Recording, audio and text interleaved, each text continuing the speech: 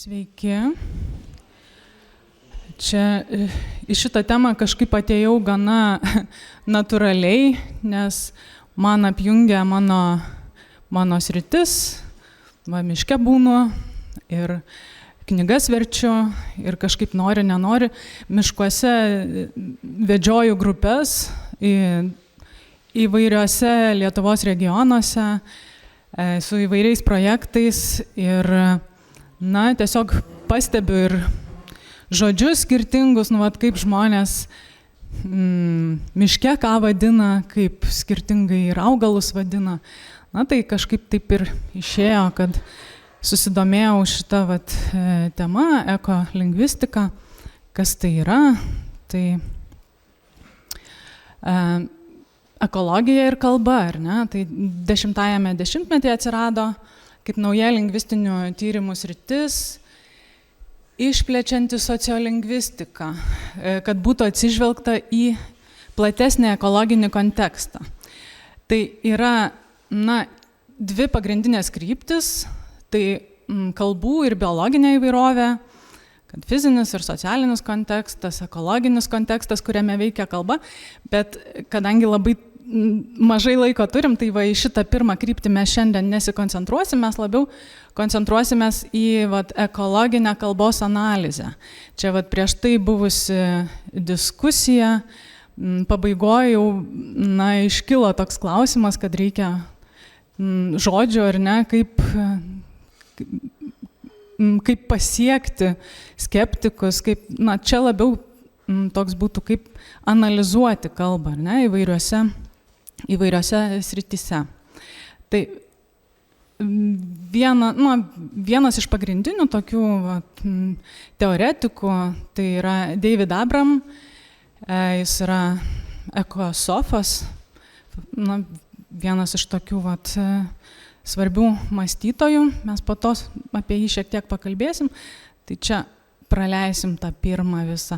Taip pat yra Robert Macfarlane, jisai rašytojas, daug įvairiausių knygų. Žinau, kad Marius Burokas vertė bent jau jo knygą Underland. Aš nemačiau, kad jinai būtų išleista, labai jos laukiu, bet jis įvairiausias tokias negrožinės knygas rašo susijusias su gamta.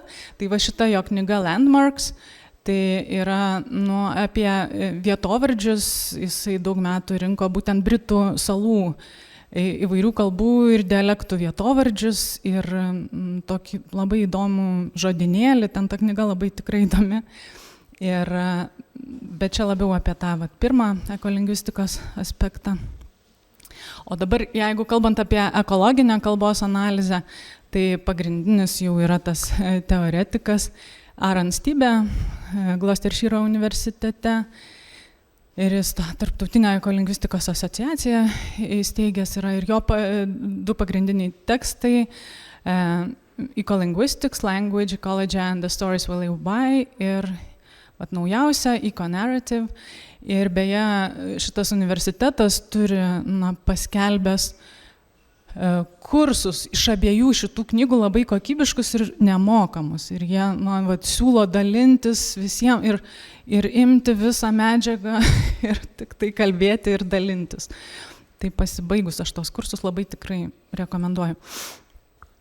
Tai kas yra ekolingvistika, jeigu taip trumpai, analizuoja kalbą ir pasakojimus, kuriais vadovaujamės, ar ne? Ir vertina šios pasakojimus iš ekologinės perspektyvos, kas yra pasakojimai šitam kontekste, mes toliau pakalbėsim. Atskleidžia tuos, kurie akivaizdžiai neveikia, kurie veda į ekocidą ir socialinę neteisybę ir ieško naujų kalbos formų, kurios skatintų gamtą tausojančius veiksmus. Tai, visa ten yra tokia kaip struktūra, kaip nagrinėti tekstą, ar ne? Tai pasakojimai konstruojami kaip ideologijos, interpretacijos schemos. Čia aš pati verčiau, tai taip truputėlį palikau vis tiek angliškai, nes nelabai mes gal ir turim dar taip oficialiai lietuviškai. Metaforos, vertinimai, tapatybės, įsitikinimai, ignoravimas, akcentavimas. Nežinau, kiek spėsim aptarti, bet tapatybės tai norėsiu aptarti plačiau. Tai kas yra ideologijos, tai pasakojimas apie tai, koks pasaulis yra ir koks turėtų būti, kurį bendrai pripažįsta ir juo vadovaujasi tam tikros grupės nariai ir jie atsiskleidžia per diskursą, ar ne? Na tai pasakojimas, tai story, angliškai jie šitą naudoja terminą, tai kaip mes paaiškiname kažką, ar ne? Na ir tarkim, neoklasikinėje ekonomikoje, tai vienas iš tokių ideologijos pavyzdžių, žmonės iš prigimties yra savanaudžiai.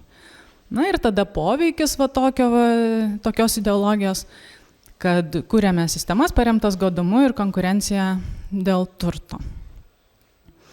Ir ideologijų čia pavyzdžiai gali būti, dulkių siurblio reklamą matom, kad laimė, gyvenimas ne visada būna tvarkingas ir idealus, jis pilnas juoko, ašarų, meilės ir šokių, todėl sukūrėme naująją quick click įrankių keitimo sistemą, kad sutaupytume energijos ir turėtume daugiau laiko mėgautis tuo, kam esame sutverti - gyventi.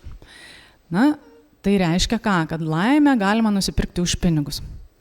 O dabar dovanojimo ekonomika, tai iš Robin Wall Kimmerer teksto. Robin Wall Kimmerer, jos knyga irgi yra išversta į lietuvių kalbą, Stumbražolių pinimai, jeigu kas skaitėt, tai jinai yra pati briologė, samanų tyrėja, bet taip pat, jinai kilusi iš potavotomių genties, tai savo pasaulėžiūrą ir savo darbuose jinai derina kaip tą vadinamąjį matymą abiem akimis, ir mokslinį, ir tą tradicinį, ne? Tai jinai ir kalba apie apie dovanojimo ekonomiką, kad abipusis turi būti, ar ne? Jeigu pripažintume, jog viskas, ką vartojame, yra motino žemės dovana, daug labiau rūpintumėmės tuo, kas mums duota. Kad, reikia ir mokėti, tu jeigu pasiimi kaip duotybę, ar ne, kad tau, turi paslaugas teikti, tai viena, bet jeigu tu imi kaip dovaną ir, tu turi kažkokią kultūrą vidinę, kad tu turi kažką duoti mainais, ar ne, kitas tada visai ir požiūris. Ir elgesys. Esmė, kad ir elgesys tada kitoks. Yra tada tas framing, interpretacijos schema. Tai pasakojimas, kuriame žinių rinkinys apie vieną gyvenimo sritį panaudojamas formuoti supratimą apie kitą gyvenimo sritį. Ir tada būna tas interpretacijos schemos perkūrimas. Tai pavyzdžiai būtų, kad ir klimato kaita, apie kurią mes jau šiandien kalbėjom, kad gali būti interpretuojama įvairiai, ar ne, kaip aplinkosauginė problema, kaip ekonominė problema, kaip grėsmė saugumui, kaip įveikiamas iššūkis arba kaip kritinė situacija. Ir kaip tu tą, įrėminsi, ar ne, kaip pateiksi nuo žiniasklaidoj, ten įvairiose, ar ne, diskusijose. Tai nuo to priklausys ir reakcija, reagavimas, ar ne? Ir yra, kaip tyrinėti, kaip atskirti, ar ne, tai yra ieškoti tų aktyvuojančių žodžių, vadinamųjų trigerių, kurie iššaukia tą interpretacijos schemą. Tai tiekimo grandinė, verslas, ar ne, jau mes matom iš kokios šios srities, kad tai ekonominė interpretacijos schema. Ir tada mobilizuoja jau verslo lyderius. O kova, fronto linija, operatyvinė grupė, jau tada saugumo sritis ir tada jau kiti veikėjai aktyvuojami. Ir taip, tai tada nuo to ir priklauso. Įrėminimo pavyzdžiai, kad jeigu mes kalbėsim kaip apie pasaulinio masto smurtą prieš vietovės ir rūšis, taip pat prieš žmonės, čia toks stiprus, ar ne, pasakymas. Tai viena reakcija bus, o kita reakcija bus kaip, tiekimo grandinės iššūkis. Ir vienas ir kitas iškelia tą pačią, reaguoja į tą pačią problemą, ar ne, bet iškelia kitus aspektus. Ir tada kiti veikėjai. Dabar yra irgi metaforos, tai žinom, kas yra metaforos, tai vaizdingas perkeltinės reikšmės posakis, paslėptas palyginimas, tai vienas iš įrėminimo tipų. Ir įdomus toks metaforų pavyzdys iš britų žiniasklaidos, snukio ir nagų ligos atvaizdavimas, čia 2001 metais. Ir šita problema, snukio ir nagų liga, žiniasklaidoje buvo labiausiai nušviečiama, naudojant tokius kovos, karo,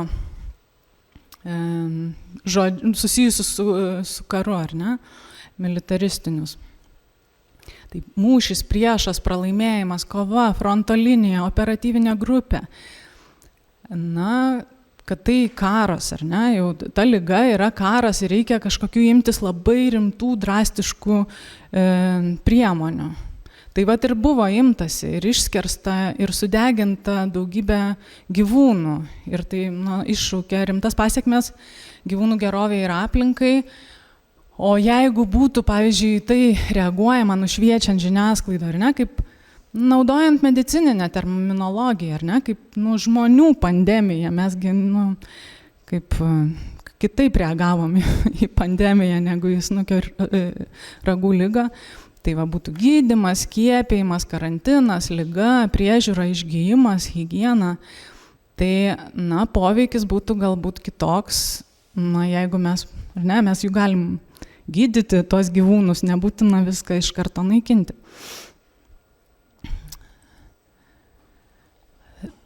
Taip, irgi yra dar tokia mąstytoja, irgi ekofilosofė, poetė, rašytoja Sophie Strand, viena iš mano tokių mėgstamiausių šiuolaikinių mąstytojų.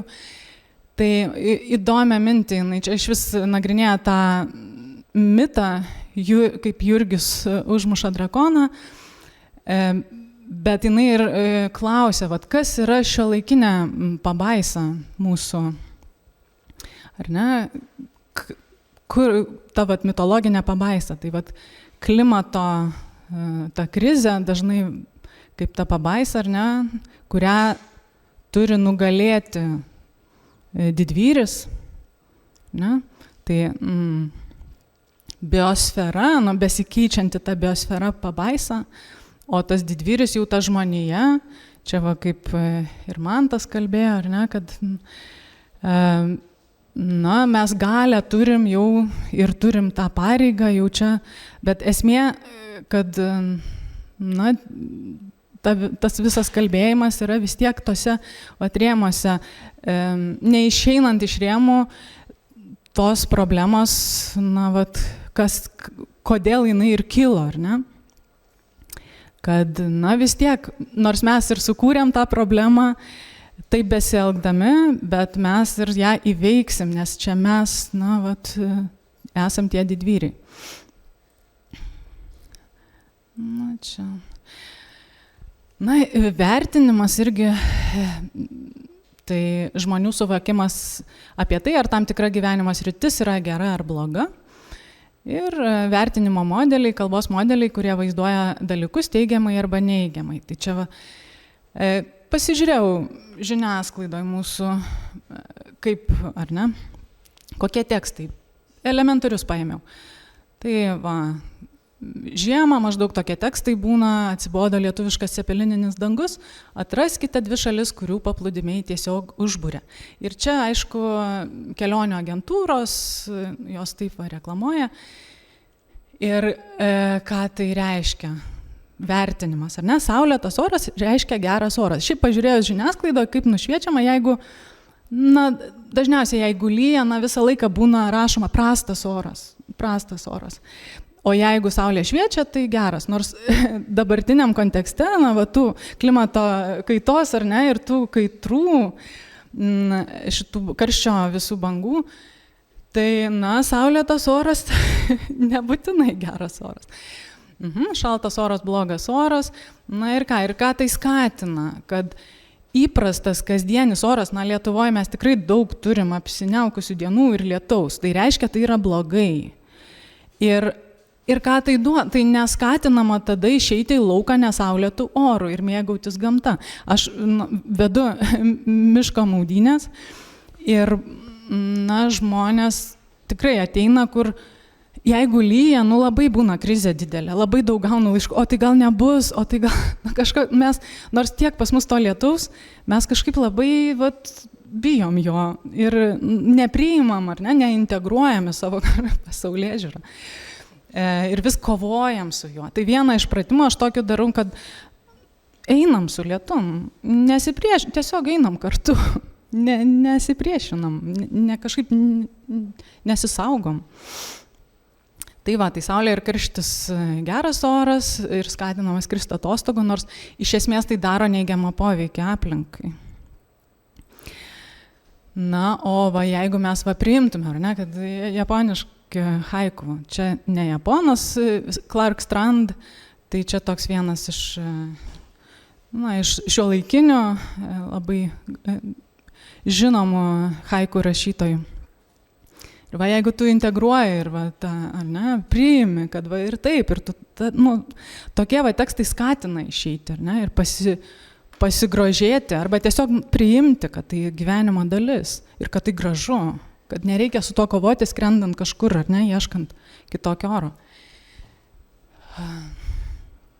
Na ir vertinimas, tai čia tie šabakštynai, čia jau ta tema tokia, kad, ar ne, pas mus va, tas terminas šabakštynai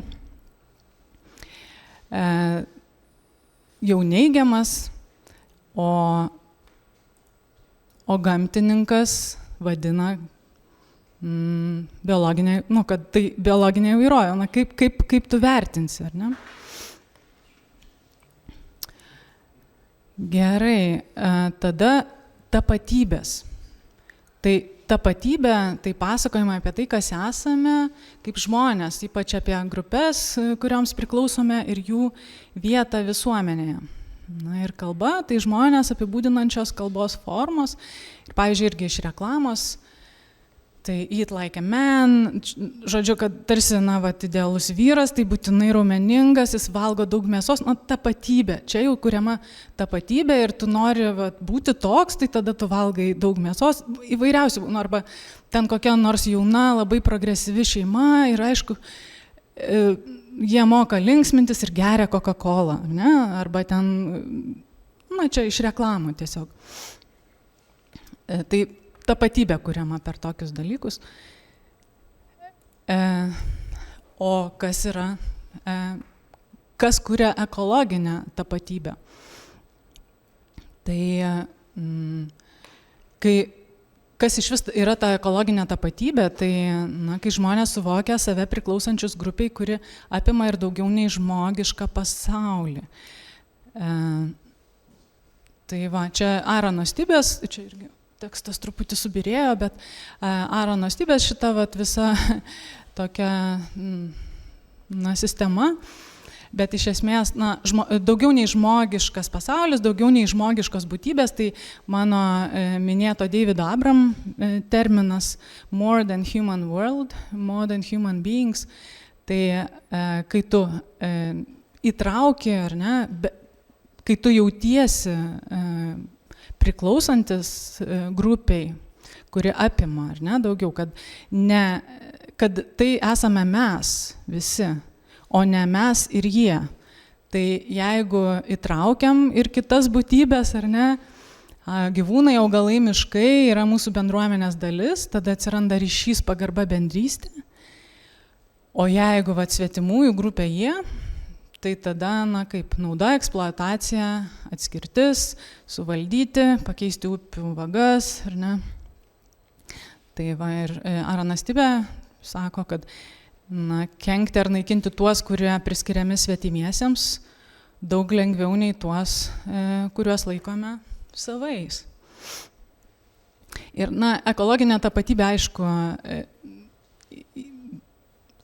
daug dėmenų sudaro, ne, ekosofija, ar ne, ta asmeninė tavo filosofija, kurią tu remiesi, kuri apima vat, irgi tą daugiau nei žmogiškai pasaulį. Ir vienas iš tų pagrindinių mąstytojų ekosofų yra šitas norvegas Arne Nesas, kuris sako, kad kad būtų pokyčiai vien idėjų ekologinių nepakanka. Pokyčiai vyksta jau tos tapatybės lygmenį ir mums būtina ekologinė tapatybė, ekosofinės savasties suvokimas. Ir tam, kad galėtų formuotis brandi ekologinė tapatybė, reikalingos ne tik idėjos, bet ir ekologiniai jausmai ir veiksmai. Taip, ekologinė tapatybė, kas padeda formuotis, ar ne, tai mes turėjau čia, tebeturiu, bet šiuo metu truputį pristabdyta veikla, turėjom kartu Žaliasis knygų klubas, mes ten nagrinėdavom tokias įvairiausius ryčių knygas, bet susijusias su ryšiu su gamta. Tai, vat mes jas tokias vat ir skaitėm. Tai tokios knygos, kurios įtraukia tą daugiau nei žmogiškąjį pasaulį, bet įtraukia būtent taip, kad leidžia pasijusti dalim, ar ne, ir ta pati Stumbražolių pinimai, Susan Simard Miško išmintis, čia visos šitos. Labai norėčiau irgi išskirti šitą vat Latvio ornitologo knyga Viesturo Keraus Meža Meitinė Maja, tai Miško mergaitė Maja. Labai graži knyga apie vaiko pasaulį, apie tėtį ornitologą, ar ne, ir turi dvi mergaitės, miške gyvena, ir perskaitęs tą knygą, tu net nesupranti, kaip tu pradedi jau girdėti tos paukščius, atskirt, nors nebuvo tarsi jokių pamokų, bet tu per tą visą pasaulį ir ten tokių jautrių istorijų, ir viena iš tų istorijų, tai kai Maja ir jos sesutė Ieva labai nori jos vyšnių ir laukia jau, kada galės su dubenėliu eiti pasiskinti, bet ryte atsikelia ir ten pilna paukščių. Kas ten dabar, tie špokai, ar ne, išlesa, mano tėvas nuolat kovoja su špokais. Iki tokio lygio, kad net nukirto vyšnę, nes negauna jis tų vyšnių, tai kam. O čia tėtis sako, ir tos mergaitės pyksta, kodėl tie špokai išlesa tas vyšnės. O tėtis sako, ir jos kūrė scenarijų, ką reikėtų padaryti, kaip tos paukščius išbaidyti, kaip išvis neduoti tų vyšnių. O tėtis sako, bet tai palaukit, betgi visiems užteks, tai ir jie turi gauti. Tai nueikit, pasiskinkit, o likusius palikit, visi pasidalinsim. Tai toks, kad galim visi kartu ir kiekvienoj tokioj mažoj kažkokioj situacijai, kad mes galim, jeigu žiūrim į tuos paukščius irgi kaip į dalyvius, ar ne, kaip į savo pasaulio dalį, ne jie svetimi, bet mes ir jie, mes galim dalintis. Tai tai čia viskas jau. Tai čia galima daug dar kalbėti, bet šiandien taip trumpai.